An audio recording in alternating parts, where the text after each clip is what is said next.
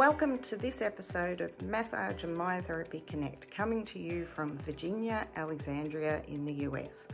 Vice President Selena Hagan and I were very fortunate to attend the Massage Therapy Foundation International Massage Therapy Research Conference. Whilst we were there, I chatted with many of our international colleagues about research, the profession, where it is today, where we hope it to be. I hope you enjoy this episode.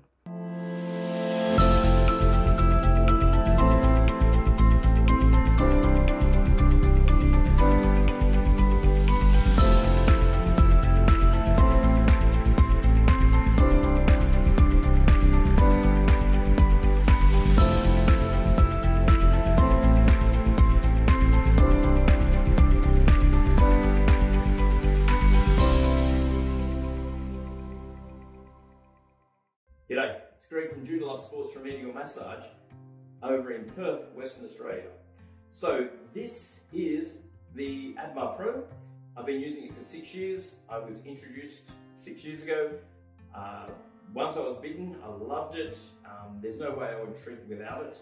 We've developed a course called BMT for RMT, Bioelectric Massage Therapy for remedial massage therapists. But whether you're a physio, myo, chiro, if you're interested in soft tissue and putting energy back into muscles and seeing the response and being able to assess that before, during and after and seeing amazing results, having clients rave about you because what you're doing is different to what everyone else is, and it doesn't replace what you already know, it's a tool within your repertoire and it just fits in and complements, and it's so important that you try it and see what you think.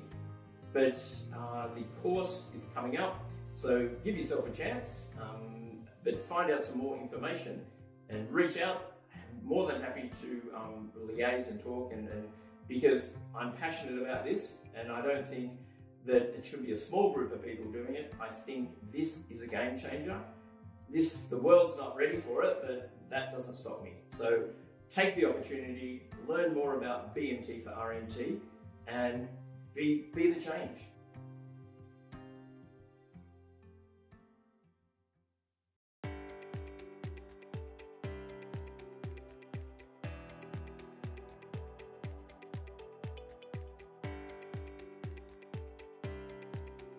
I'm here at the conference with Dr. Sarah Fogarty, and you've come all the way from Australia. I have. Too, exactly, and it's been a fantastic 2.5 to 3 days of learning, and you were one of the first presenters. I was. Oh, that's a bit nerve-wracking. It So, was. firstly, you're a massage therapist Yes. And an acupuncturist. and A researcher. which Yep. is your main focus. now? Probably the massage, I would say. Yes. Yep. Okay.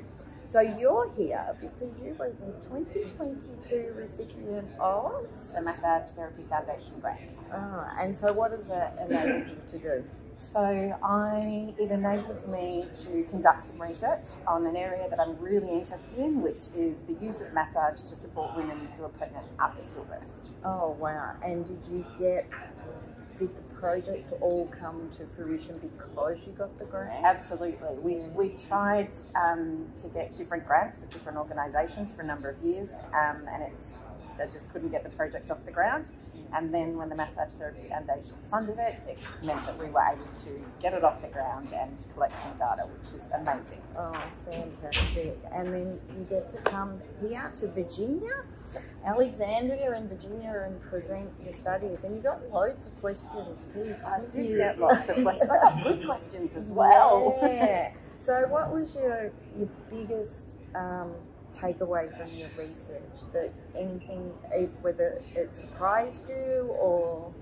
Maybe not a surprise. There was, when we set up the study, we had this feeling that massage could provide support and that it could make a difference in people's lives.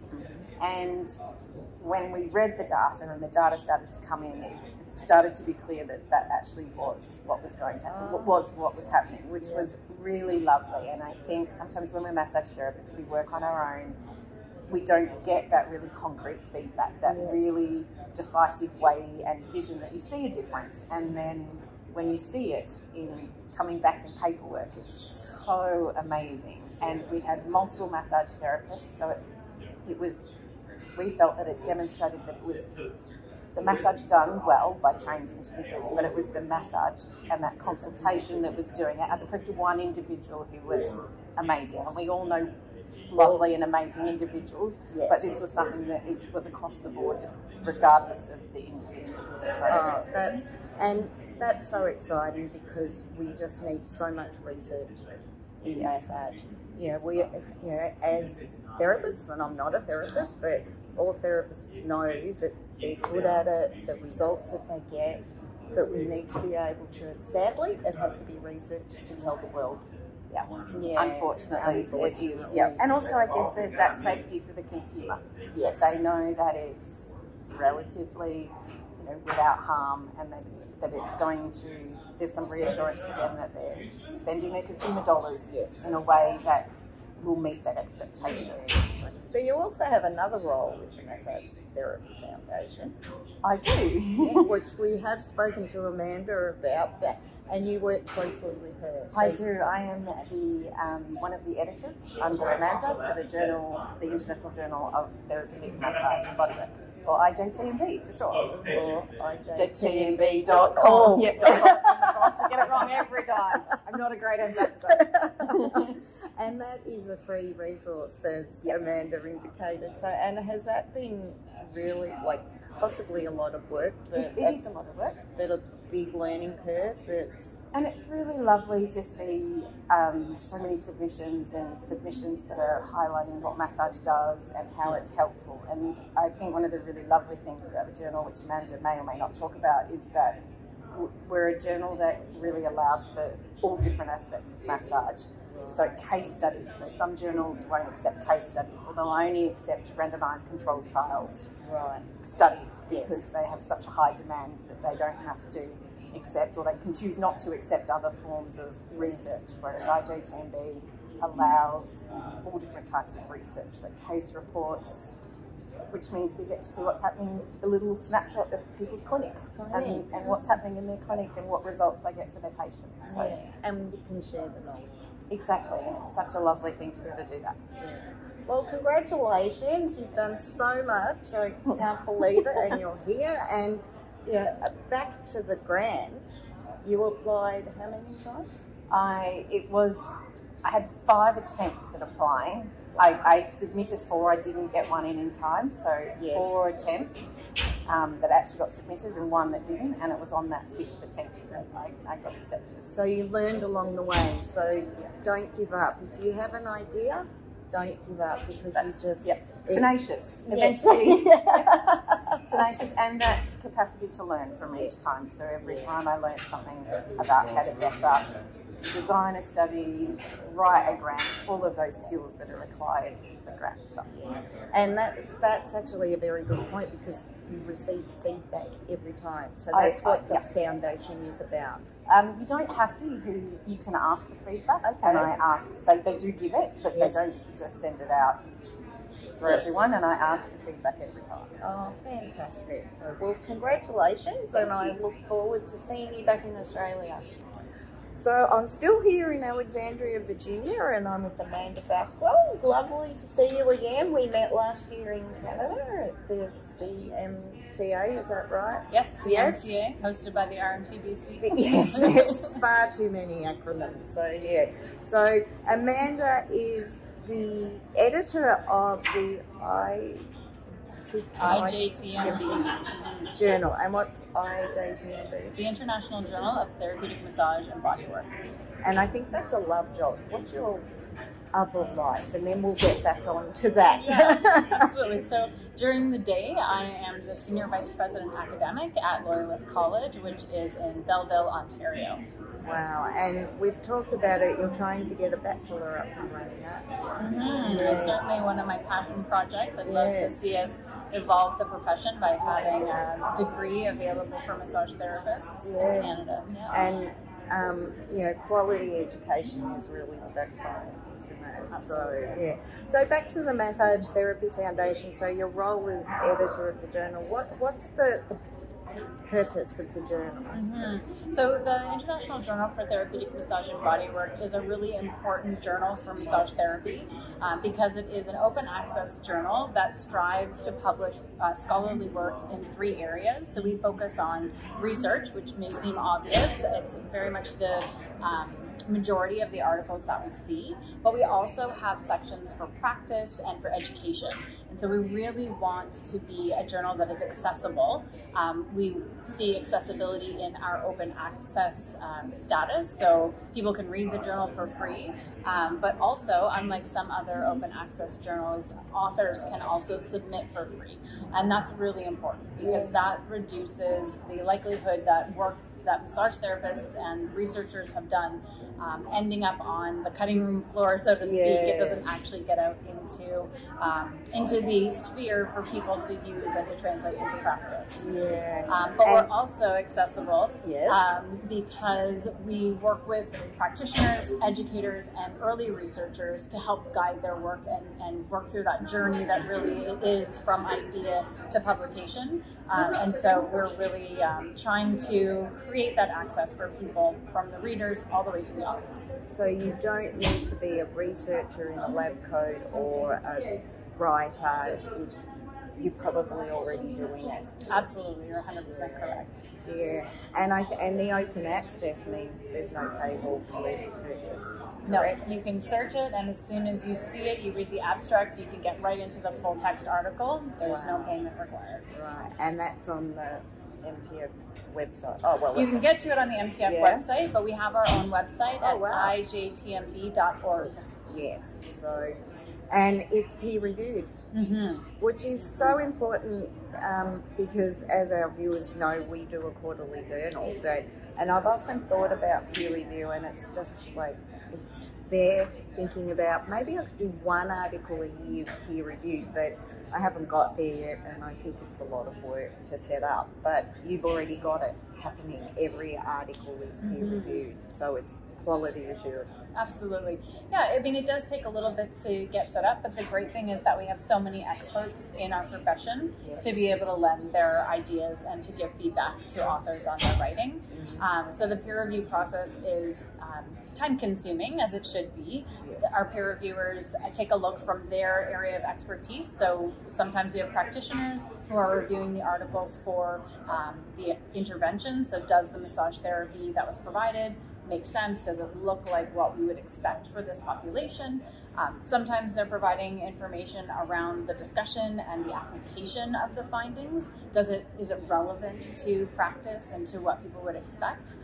We have researchers who provide feedback on the methods or the writing and those kinds of things. And then later in the process, we always have a copy editor. So our peer reviewers don't have to worry about that part. You don't have to be an English major to be a peer reviewer. Which is perfect. So anybody can apply to be a peer reviewer. Even us on the other side of the world, 30-hour flight away. 30-hour flight away, 30-second click on a button through the interweb. But yes, absolutely. We are pleased to be an international journal, and we have authors, peer reviewers, and readers from around the world. I think, did someone have a stat? It's been downloaded in 93 countries. I think that is the last count. Wow. We probably need to recount it, but yes, that was last. That is a massive congratulations. Thanks. Yeah, so, well, if anybody is interested, go to ijtmb.org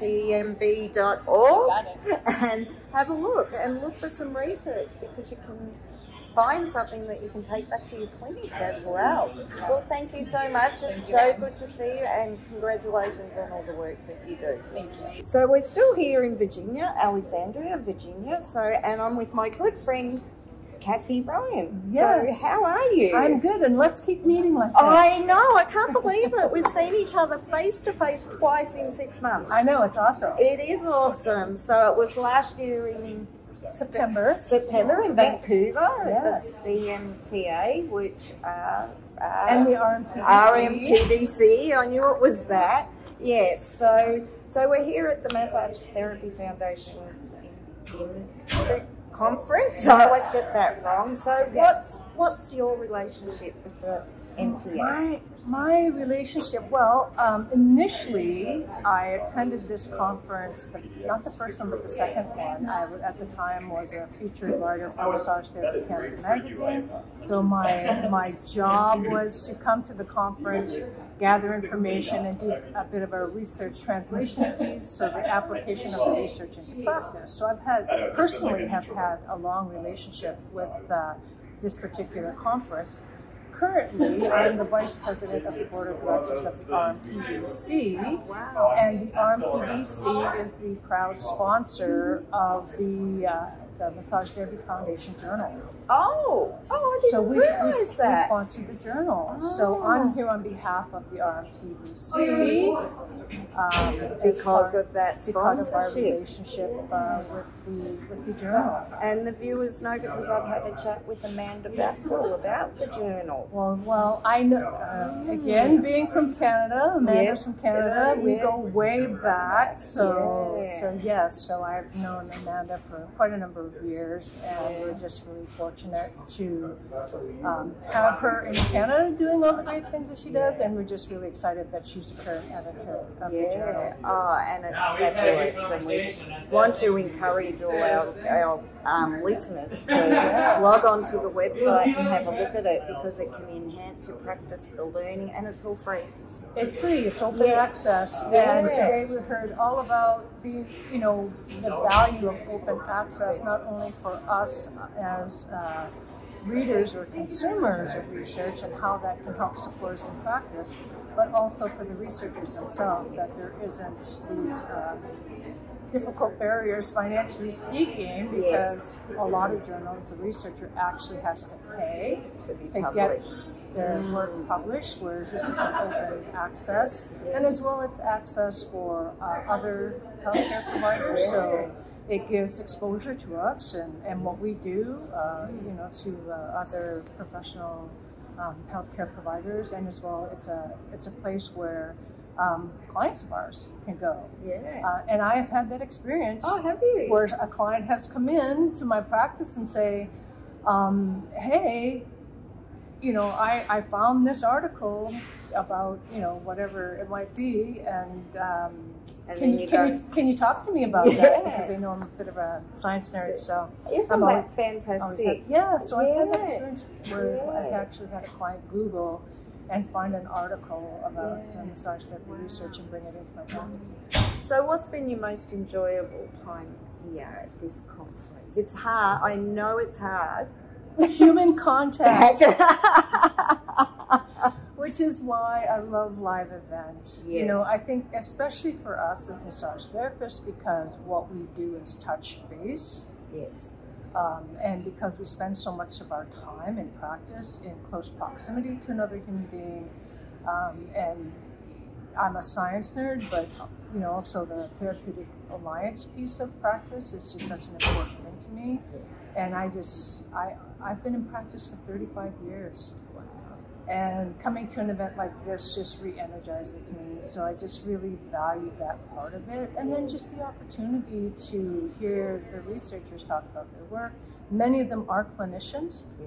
So they're speaking to their research from our perspective, and what it was in their practice that, encouraged them or stimulated them to want to do research in the first place. Which is, and such a valid point, and I talked about this with with Sarah Fogarty. You don't have to be a researcher to do research. No.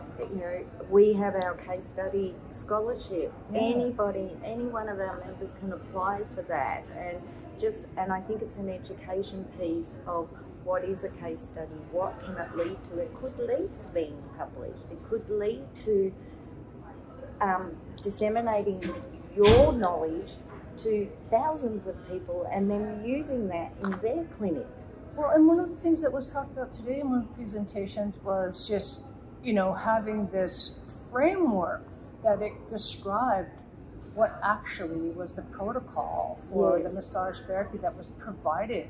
Because one of the things that, way back in the day when I first started covering this conference for the magazine, one of the things that was frustrating for me as a consumer of research was, you know, you go through it and the outcome was good, and then it just basically was massage was provided for 20 minutes. And we all know as practitioners, the way we use our hands can be really different depending upon our approach and the technique that we're using. So just to say the word, you know, the umbrella term massage really wasn't all that helpful for me.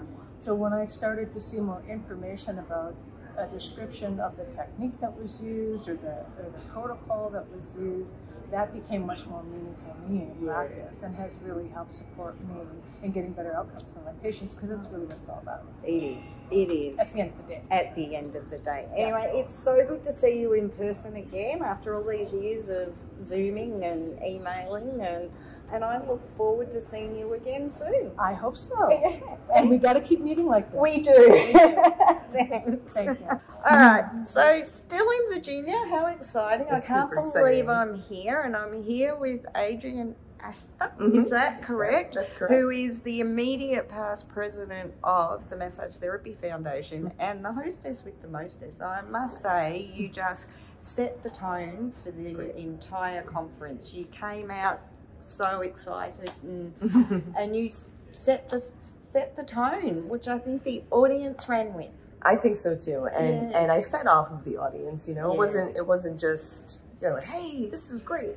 Only it was you know, we worked so hard to make sure that we delivered this conference in a way that was meaningful and progressive. Yeah. And we are so excited to have MMA here. Oh, thank you. Yes, when Dr. Nikki Monk said that you were coming, I was so overwhelmed with joy to have representation from Australia here, because it's such an important part of this research conversation that we're having. Yes. And if we could collaborate all across, halfway across the world, literally halfway across the world. It took you how many hours to get here? Close to 30. Close to 30, right? You're essentially time traveling when you go back. Yes. That we have just more. Yeah. Right? Just more. And to me, humanity gets bigger as the world gets smaller like that.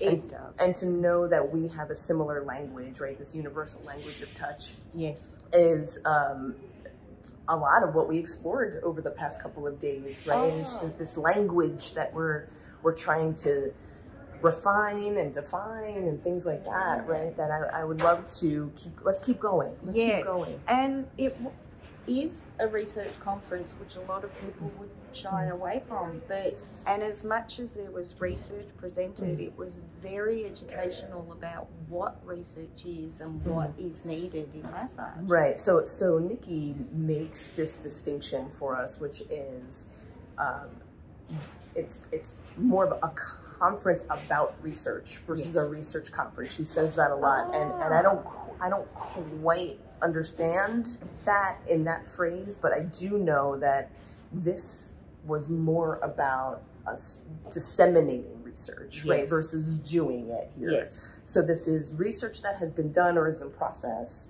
and here's what we're finding so far, and here's where the gaps are. And we want, while the conference is every 3 years, we want to be in the habit of staying in the material and staying in what's up to date. And really, you know, I'm a clinician. I'm in the treatment room. That's what I do, right? That's what I do. So my clients appreciate that I have this curiosity and that I always want what's next and what's the next thing and what are people talking about and looking at and why are they looking at it that way and how can I contribute? I wouldn't say that they're like, you are the smartest person and that's why, you know, no, they know that I care. Yes. Right. It shows a level of care. It shows a high level of professionalism. Yeah. And, you know, even to a point where one client made a very generous donation to make this conference happen. Which is fantastic, isn't it? Yeah. So I'm taking her to lunch when I get back. Good. Good. You should take her to several lunches. But I think that it really has enhanced that we need research across the world. Across the world. In this industry. And it's not people in lab coats. No. It's not lab coats and Bunsen burners, right? No. Yeah. And the Massage Therapy Foundation just does such fantastic work. You've got so many programs. You've got the journal, you do education, the research. Yeah. So I think my ask of your community is to join MassageNet, because that's really where the conversation is going to keep happening. Yeah. MassageNet.org, and it's there's no cost to sign up, and it doesn't obligate you to anything. But it keeps you, it's opt-in, it will only be opt-in, and it will always be free. Oh, fantastic. Right. So, but what it does is it gets you on the communication cycle for like, hey, we're doing this study on massage and mental health. Do you want to participate? Here's the participation criteria. If you fit, this is it. Wow. Right. Yeah. So, and then you say yes or you say no. Yeah. Fantastic. Yeah. So please, MassageNet.org. That's part of what the Massage Therapy Foundation does for the community. Yeah. Awesome. Well, it has been so lovely to meet Yes, you. it has been I know. lovely. Everybody else around here, I think I've met on Zoom before and seen them for the first time in real life. You're the opposite. I'm sure we will Zoom somewhere along the way. Absolutely. Now the conversation's not going to stop. No, exactly. Thank you so much. Here I am again at the Massage Therapy Foundation conference, and it's almost over. And I'm here with Ruth Werner, who we all know because she's done some work with the association. So, I have. It's been a pleasure. Yeah, so it's quite sad that the conference is over, isn't it? I have thoroughly enjoyed it. So, and seeing people, I mean, I think it was during COVID perhaps that we Zoomed and you did your first melanoma webinar for us. I have done at least 2, maybe 3 different webinars with your organization. Yeah. And I believe it was fairly early during COVID, and all of you sort of, were really a prompt for me to develop more of my materials for delivery in that way. But you are going to deliver a webinar in the next few weeks, Yes, and I don't remember the date, and plus which it's a different date for me than it is for you. That's very true, because my laptop keeps telling me it's Wednesday and here it's Tuesday, so I am very confused. So it is extremely confusing. But you have quite a history with the Massage Therapy Foundation. You're a past president and 20... I was president of the foundation from 2010 to 2014. Yeah. And had served on the board of trustees for several years leading up to that, and had volunteered before then, and I still less now than before, but I'm still certainly a great supporter of all the work that the foundation does. Absolutely. I mean, you were even...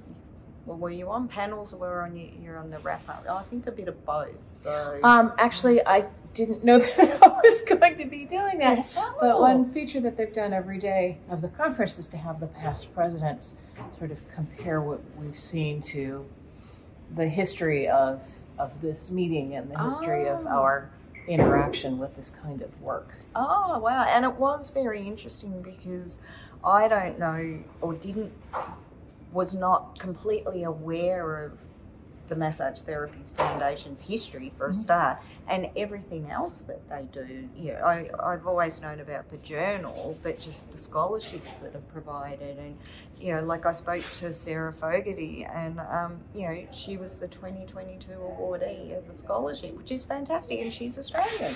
Yep. Yeah. It is an international foundation. Yeah, and we have many. Great. We don't have members, but we have supporters and people who get involved with the work that we do through the journal and the case report contest and sharing information and support for research all over the world. Yeah, and it's all free access. You can join the foundation or again, donate. It's not a membership, so it's not an issue of being a member of the foundation, but certainly we welcome donations. When we were talking about that earlier, I think Adrienne was being very conservative in her ask. I always suggest that massage therapists who benefit from the podcasts and the webinars and the International Journal of Therapeutic Massage and Bodywork and all the other things the foundation is doing, to consider gifting the value of 1 massage per year. Ah, Right? that's interesting. 1 massage per year. Yeah. You can probably manage it. And the work that the foundation does supports our profession internationally, supports the distribution of information about massage, and through our community service grants supports the availability of massage therapy to people who would otherwise not have access. And that is just brilliant, I think, because in Australia it's largely self-funded, and even with our private health insurance, a lot of people can't even afford that either, so they don't get the rebate. Not that, you know, the rebate can be, it doesn't replace the fee of the massage, but I think it's so important that massage remains in front and centre in healthcare across the world, and accessible and normalised, and protection of the public as well. Of course, educating the public what a qualified massage therapist is, what to expect when you go for a massage if you've never had one before, those sorts of things. So what else are you up to? Well, just teaching a lot? I've been teaching. I've been doing a lot of teaching from my desk, which is what I will be doing with MMA in a few weeks when I do a webinar all about skin cancer. And I do those sorts of webinars for many organizations around the world, which I love. And of course, I'm always working on my textbook, which is A Massage Therapist's Guide to Pathology. Yes. So you've got a new edition coming eventually? Maybe. Could be. Could be. Well, keep us in mind. We have a journal. We can do a review. Oh, lovely. Yes. Okay. Don't hold your breath. No. But I also, I write articles for the trade journals, and I do a lot of outreach to the schools, and plenty to keep me busy. Yes, and keep the standard up. Yes, always. Well, it is so lovely to meet you face to face. I was so excited when I heard that you were coming, and then I just yelled at you and you went, yes. I think you had, to be fair, you'd only just arrived, and here's this Australian saying, Ruth. Right, well, I knew we had already connected that you would be here, and I was very much looking forward to meeting you, and so this is a delight. It is, and let's keep the relationship going and see what else you can bring to the table for our members. I would love to maybe organize an in-person visit at some point. I think that would be wonderful. That would be wonderful. I'll add it to my list of to-dos. Yeah, I have a list of things to do. And, okay. Because, everybody wants to see the crazy American come and talk about diseases all day long. Exactly. It's very important in the massage clinic. So it is. Well, great to see you, and thanks for taking the time to have a chat. Thank you very much. Hi everyone, and here we are still in the beautiful Alexandria, Virginia. It's such a great place. It is. It is a beautiful place. Pollen notwithstanding, it's lovely. Yes, true. So I am here with one of my favourite people from Cal, and we all know you, don't we? From webinars, exactly, and our virtual symposium. That's right, which we're working on now. Yes. So yes, and from Healwell, so our partnership with Healwell. So how's it going? It's going well. I am so excited it's so great to be able to see you and the other Australians who are here and the Canadians who are here, and just the world is so virtual that to have to see the people have legs, it's very exciting. Yes. I know. I actually said to Cal, I thought you were going to be shorter, and Erica, your colleague, was going to be taller. Isn't that terrible, the assumptions you make on Zoom? Right, it's so crazy. Yes. So now, Healwell, just remind people what Healwell is, what you're working on. Yeah, well, we, in a nutshell, I guess I would say Healwell, we do 3 main things. We have a bunch of massage therapists who are our employees who work in palliative care, oncology, hospital-based locations all over the Washington, D.C., Virginia, and Maryland area. If you look at a map, they're all mushed together there. Okay. So the borders are very close, and our therapists go in and out of those territories. We conduct research with our clinical partners, and when we're lucky, we get to publish the results of that research, which is, of course, why we're at this event. Yes. And then we provide lots and lots of continuing education for not only massage therapists, but for people who want to be better at humaning, I guess I would say. But what I like so much about Healwell, which we struggle to do in Australia, is to get into a hospital. Yeah, it's, you know, we were founded in 2009, and we got into our first hospital that year with a research grant. Oh my gosh. And actually that was kind of a sneaky way to do it that would sound rather hard, but a physician reached out to us and said, I'm really interested in bringing massage to our pediatric patients, and will you work with us on a grant? And we did, and we got the grant, and because research is what it is, the study was supposed to take a year, but it took 2 years. And by the time the study was over, the hospital had gotten so used to having us that they were like, we have to figure out how to pay you. And so they did, and they've continued to do that for, you know, the last, 15 years. Yeah. And that is fantastic. Yeah. And it is slowly happening in Australia. It is. Very, very slowly in Australia. I know oncology massage have just gotten into a hospital. Yeah. Or a couple of facilities, I don't know what to call them, they're not always hospitals, are they? But cancer care clinics. And I think that's fantastic because it's really, you know, multidisciplinary care.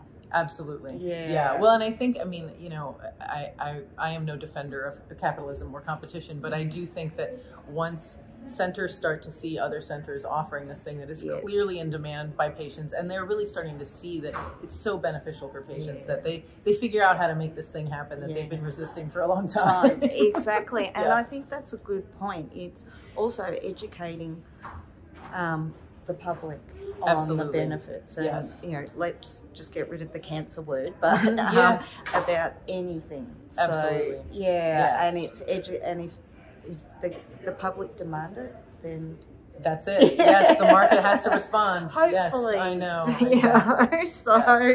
So how are you involved? Because you've been on several panels over the last couple of days for the Massage Therapy Foundation IMTRC conference, which is why I'm here, or we're all here. So how have you got so involved with MTF? Yeah, well, you know, when we founded Healwell, we wanted to solve the problem of there are no massage therapists in healthcare, really, or there are very few. And so we didn't know how hard of a problem that would be to solve. But what we realized is that there are sort of three main things we needed to do, and that research was one of those things. We needed to do useful, accessible research that could be translated into practice. And so we started very early. You know, as I said, our very first sort of contract was a study. And so we got involved in research very early. And I think we were really lucky because research can be very daunting. And to have that be one of our first experiences as an organization really kind of put it in our blood. And we've continued to do research, and we've published a number of papers in sort of major medical journals, you know, not only in massage and bodywork journals. And that's so fabulous. So, you know, with the oncology community and the palliative care community, I think those are two very welcoming environments for massage therapy. And absolutely they are. And I had a chat with Amanda Baskwill and Sarah Fogarty earlier, and you know, they're so passionate about the Massage Therapy Journal. That and that is just accessible to anyone. Which is just so fabulous. The open access, I mean, you know, they were joking on the panel about what a big deal that is, but it really is. I mean, if you've ever looked for a research study, you know that half the time you go to open it and they're like, oh, that will be $1 million. So exactly. And I think research, we'll just talk about massage, but the profession itself, I describe it as a spider web of, you know, you've got your quality education, you've got, you know, quality practitioners, you've got your advocacy, and underpinning all that, and none of it is connected, but what connects it is research. Definitely. And I think we, in Australia, we need more research. For our, and we do, I think, us as an association do a great job, and we always have research in our submissions, and we always get comments about it. But, you know, if it's 10 years old, we get Well, that Why is research it is so too old? old. Yes. Yep, absolutely. Well, and it takes so long not only to conduct and publish research, but for research to translate into practice. And Yes. I mean, the window used to be 19 to 20 years. Now they're saying it's more like 12 or so years because of the internet and various, you know, technological advances. But it's really, I think it is really challenging, and I'm interested to see what, I guess that's a euphemistic way of saying, like, we will see what happens with with the landscape change, right? Because the U.S. has been such a great collaborator with our, you know, foreign partners in this kind of stuff. And I mean, I do think there's a real passion in the research community, and there's such a dedication to science and diversity and all these words that are we're being told not to use, that I think we just have to keep doing what we do, and it's going to be hard for a while, but that work still needs to happen. It does. Yeah, it does. So we're nearly at the end of the conference. We are, and I know what my favourite bit was. What was your favourite bit? Honestly, I think seeing this is my 4th International Massage Therapy Research Conference, and this has been the most fun, and I think it's been fun because just, you know, COVID really kind of kept us from each other, right? And this feels far enough out from the lockdown that people feel comfortable being in a space together, and we're all excited to see each other. And just the energy at this event, it doesn't feel like a research conference. No. And, you know, I think people, massage therapists go, oh, that sounds boring. And I'm like, well, you're missing the party. And this one really, the energy of the attendees, the presentations have been very accessible. And I think it's fun to see massage research sort of recognizing that it's time to come out of its infancy, and to see the leadership and the researchers who are out here, to see so many more massage therapists pursuing PhDs and master's degrees, and you know, really cracking into that world. And I think that can only do good things for us. Absolutely. And the things that they're researching, like we hold member meetings all the time, and one of my questions with the members is, what do you do about self-care? And I was so excited to see a research project on ergonomics for the massage therapist. Absolutely. Like, we're always outward facing, right? We never think about it. We take care of everyone else. Exactly. And I can't wait to read that study. Absolutely. So I think, you know, and then there was the research with, was it research with the veterans? Oh that Nikki presented the Tomcat study. Absolutely. So it's just such a broad spectrum of research. It's just amazing, and passionate people, and there were a lot of laughs. There were a lot of laughs. The biggest laugh was the debate. And I got to stand there and hold a sign up. Very good sport, Candace. Yes, indeed. Not a hesitation. We needed Anne to hold a sign. We needed someone to hold a sign. I'm like, you know who will do this? I'll do it. And we'll definitely do it. And she killed it. Oh, thank you. And everybody participated, which was fantastic. And it was so loud. Right. Everyone was just and it was the end of the second day. So my fellow panelists and I decided we would make all the participants move, and everybody had to move to different parts of the room based on how they felt about what we were talking about, and it was just it turned out to be much more fun than we even imagined. Oh, good. Well, thank you for your time, and it is so good to meet you face to face. After all these years, I think it was during COVID. I think so. On your first podcast. Yes, that's right. That might be right. Yes, and we're so grateful at Healwell for the partnership with Massage Myotherapy Australia. We love you guys. Oh, well, can't wait for the virtual symposium. Oh, yes. All right. It's going to be great. Thank you. All right. Hi everyone, it's Anne Davey and Selena Hagan here, coming to you from Alexandria, Virginia. How exciting. Oh, so excited. And we're just wrapping up. We've come over here to the Massage Therapy Foundation International Massage Therapy Research Congress, and it's been absolutely awesome, hasn't it? Quite overwhelming, actually. Quite overwhelming, and there's so many synergies. Whilst it's a research conference, there's been a lot of information sharing, and you know, the challenges that we have at home in Australia with the Department of Veterans Affairs is the total opposite. The VA, as they call it, which is Veterans Something, has a whole program for massage, but then there's other challenges that are exactly the same as what we have. And we've heard all sorts of research, haven't we, from research about self-care. You know, there's a research project going on about ergonomics in the clinic room, and then there's one about, I can't remember, it's been such a big couple children and IBS, yeah, and myofascial release, yes, and also massage and palliative care. Yes, exactly. So anyway, but you're here because you presented. I did. Some of you who were in New Zealand may have seen Selena's case study on her myofascial cupping on her burns patient, and you know, we've been discussing this with the Massage Therapy Foundation for the last 18 months, and here we are, and it was very well received, wasn't it? It was exceptionally well received, and I've been, I'll say, overwhelmed by the response, but I've actually been mobbed. Every time I've walked out of the room, I've just had people come up and say thank you, and it was a really great presentation, and thank you for your research.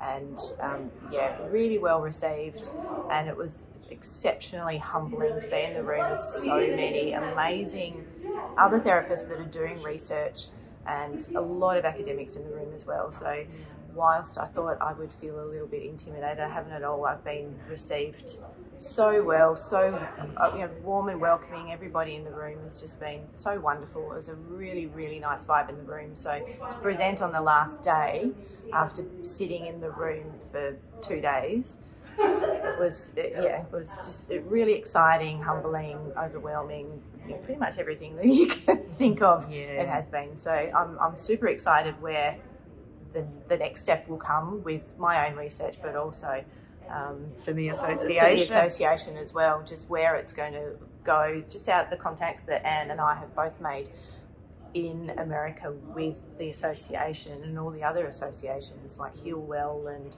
it's been utterly incredible and completely worth the 30 hours of flying to get here. Yeah, and look, just to meet people face to face, I mean, you know, my absolute highlight was to meet Ruth Werner in person, and I've just sat here for an hour chatting with her, and you know, to see massage royalty, exactly, and to see Cal Cates face to face, who, you know, from Healwell that we partner with, and Cathy Ryan again from the RMTBC over in Canada, and to meet you know, so many fabulous people that are involved with the Massage Therapy Foundation. And I think watch this space, because we will be continuing to work with them. They work with people from across the world, so this is our first step.